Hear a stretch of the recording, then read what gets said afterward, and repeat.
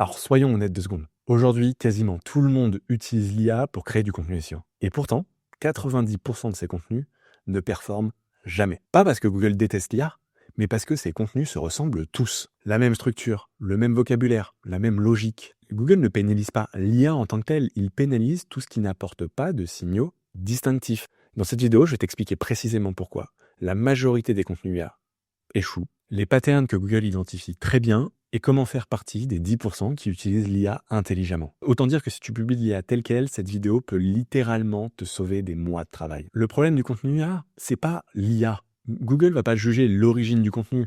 On le voit avec ses Gemini et tous ces outils IA, il essaie de mettre des footprints, des watermarks pour pouvoir les détecter. Mais c'est pas forcément ce critère-là qui va l'intéresser le plus. En tout cas, c'est pas le critère qui va lui permettre le mieux de filtrer du mauvais contenu IA. Là où il va vraiment pouvoir le faire, c'est il juge son utilité, il juge sa différenciation, il juge ses signaux. Google a déjà vu des milliards de pages. Ce qui va pénaliser, c'est la redondance.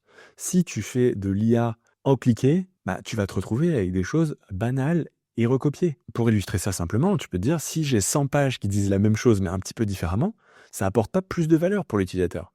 C'est la même chose. Et donc pour Google, ça fait plus de coûts de gestion pour aucune plus-value. Donc pourquoi il irait tout simplement indexer ton contenu s'il y a des sites plus fiables qui ont le même contenu déjà. Là, on est sur un problème d'uniformité, plus que de valeur.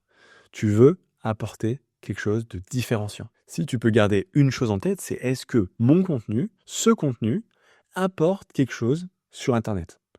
Si la réponse n'est pas un oui franc et massif, tu as quelque chose à revoir. Et il y a 3 grandes raisons qui font que tes contenus échouent, notamment quand tu utilises l'IA, mais ça va être valable de façon plus générale. Il y a des patterns qui sont détectables, donc des schémas qui se reproduisent.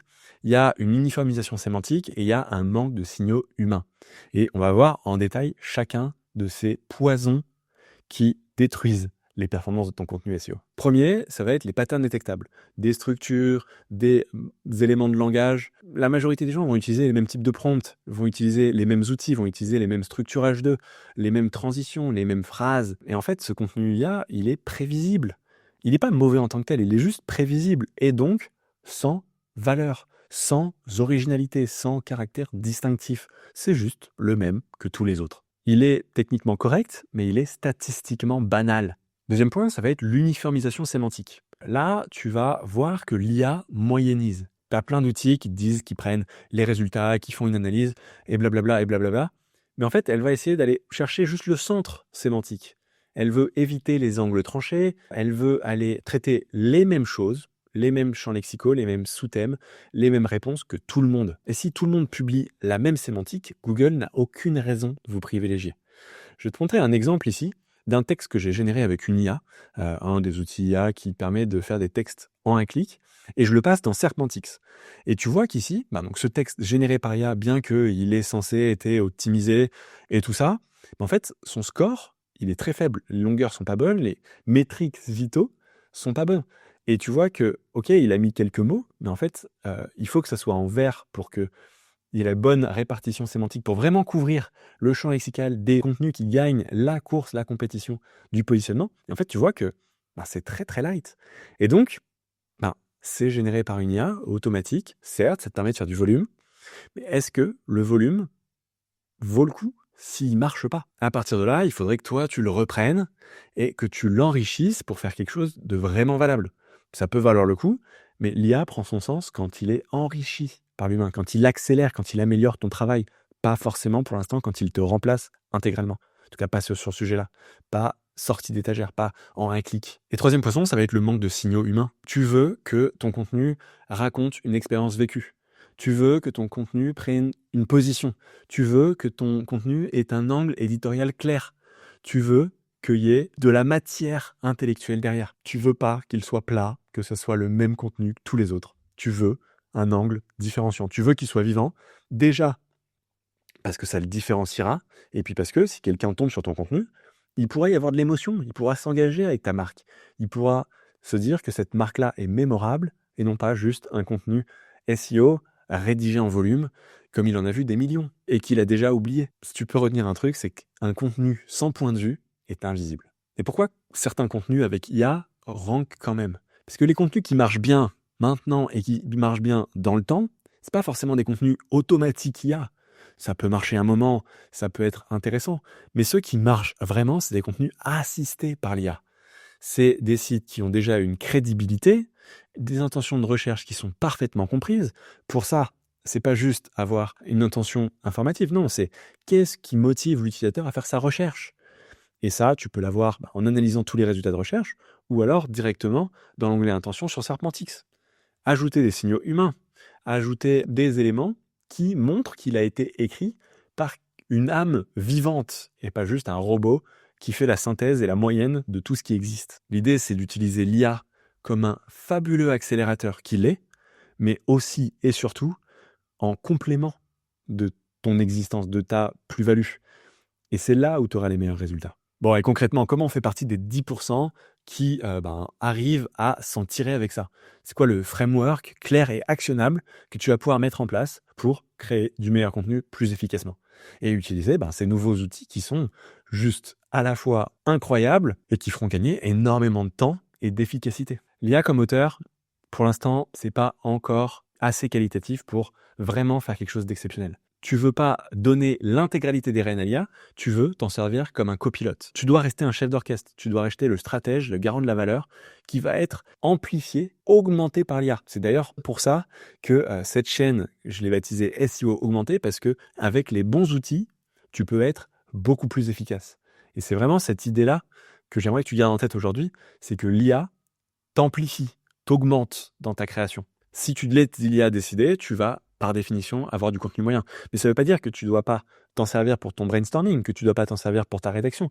C'est un super assistant pour aller beaucoup plus vite, pour faire beaucoup mieux. Et en fait, cette IA comme assistant, tu peux la retrouver dans tes outils préférés ou tu peux les retrouver directement dans l'IA assistant sur Serpentix, où tu vas pouvoir avoir plein de prompts déjà enregistrés qui te permettent, par exemple, de sélectionner un passage et de lui demander d'améliorer la lisibilité, et il va aller retravailler ça. Tu peux ajouter tes prompts, tu peux créer des contextes pour avoir un ton, par exemple, uniforme sur ton site.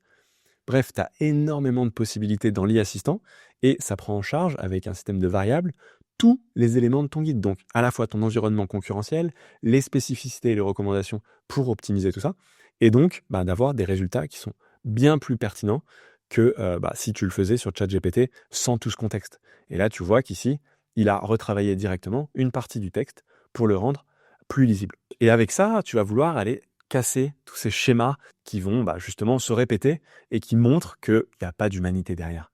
Tu veux aller travailler sur des structures qui sont non standards, un plan qui est intéressant, des angles qui peuvent être contre-intuitifs, des questions qui sont inattendues, tout en bien sûr gardant la bonne réponse aux intentions de recherche, parce que tu veux vraiment répondre à ce que l'utilisateur cherche, mais avec potentiellement originalité. Alors oui, c'est plus dur, mais c'est aussi beaucoup plus puissant. Tu veux aller travailler, par exemple, une variation de rythme, des paragraphes courts, des paragraphes longs, différents médias, différents formats. Bref, tu veux pas une succession de paragraphes de la même longueur qui endormirait le lecteur. L'attention humaine baisse, tu veux lui donner du rythme. Tu veux pouvoir varier pour le garder intéressé. Ça marche sur les vidéos que tu regardes, mais ça marche aussi dans ton texte. Et tu vas vouloir réinjecter des signaux humains. Tu peux par exemple avoir des avis tranchés, même s'ils sont clivants, juste tu veux qu'il y ait une prise de position. Ça, les IA, pour l'instant, le font pas si bien. Tu veux avoir des retours d'expérience. Ça, on peut pas l'inventer. On peut faire une moyenne des retours d'expérience qu'on a trouvés sur Internet, mais pas un retour d'expérience authentique. Pour l'instant, en tout cas. Tu veux avoir des erreurs vécues, tu veux avoir des choix assumés. Bref, tu veux rendre tout ça humain. Pourquoi j'ai choisi ça plutôt que ça? Même si l'intégralité des avis sur le web, qui sont tous des pages affiliées, disent l'opposé. Parce que par rapport à mon besoin, ça correspondait plus, par exemple. Google n'a pas besoin que tu sois neutre. Ça, il en a plein. Il veut que tu sois utile. Il veut que tu apportes un angle différent. Il veut que tu apportes du distinctif. Et tu vas vouloir travailler sur ta cohérence de site en général. J'ai fait plein d'autres vidéos par rapport à ça. Donc si tu veux aller un peu plus loin, regarde sur la chaîne, il y en a plein que tu vas pouvoir trouver par rapport à ça. Et ton article, du coup, il marche pas seul. Il arrive sur un site et il n'est pas isolé. Tu veux que le contexte global de ton site se renforce à chaque article pertinent dans ce sujet-là. Tu veux de la spécialisation. Est-ce que le site est reconnu pour le sujet de ce texte-là, ce contenu-là? Si tu tapes à côté, peut-être que si ton site est spécialisé dans les croquettes pour chiens, Peut-être que si tu parles de crypto-monnaie, c'est pas pertinent. Peut-être que si tu parles d'actualité mondiale, c'est pas pertinent. Et donc, même page sur des sites différents auront des résultats différents. Donc garde ça en tête. Tu veux de la cohérence. Est-ce que les autres messages du site renforcent ce message? Et est-ce que tu répètes les mêmes signaux d'expertise sur la durée? Un site, c'est pas un je publie et je m'en vais, c'est je le fais vivre dans la durée. Et tu as des vidéos aussi sur la partie actualisation, tu as une vidéo sur la partie justement couverture thématique sur la chaîne. Donc va les voir si ça t'intéresse. Un bon contenu IA isolé ne suffit pas. Mais on pourrait dire même tout simplement un bon contenu isolé ne suffit pas. Il doit s'inscrire dans un ensemble crédible qui fait la puissance de ton site dans son ensemble. Et non, l'IA n'a pas tué le SEO. L'IA a tué le SEO moyen. Et du coup, ceux qui publieront moins vont disparaître, ceux qui publieront mieux vont dominer. Dis-moi en commentaire comment toi tu te sers de l'IA dans ton contenu, dans ta vie potentiellement et en SEO en particulier. Mets un like et abonne-toi à cette vidéo, ça me motive à en faire une chaque semaine. Donc on se retrouve la semaine prochaine.